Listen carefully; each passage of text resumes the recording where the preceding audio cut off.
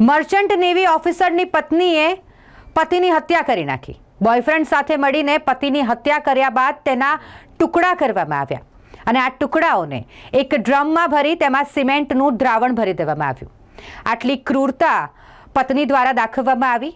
આખરે મામલો 18 માર્ચના રોજ ફૂટ્યો। મર્ચન્ટ નેવી ઓફિસર કે જે લંડનથી પરત ફર્યો હતો તેની જ પત્ની દ્વારા પતિની ઘરમાં જ હત્યા કરી બાથરૂમમાં જ પતિના બોડીના ટુકડા કરીને તેને એક ડ્રમમાં ભરી દેવામાં આવ્યા। આટલે અટકતું નથી। ત્યારબાદ પત્ની પોતાના બોયફ્રેન્ડ સાથે સિમલા મનાલી ફરવા જતી રહી, જેથી એવું લાગ્યા કરે કે તે પોતાના પતિ સાથે ફરી રહી છે। ઇન્સ્ટાગ્રામ પર ફોટોઝ અપલોડ કરતી રહી।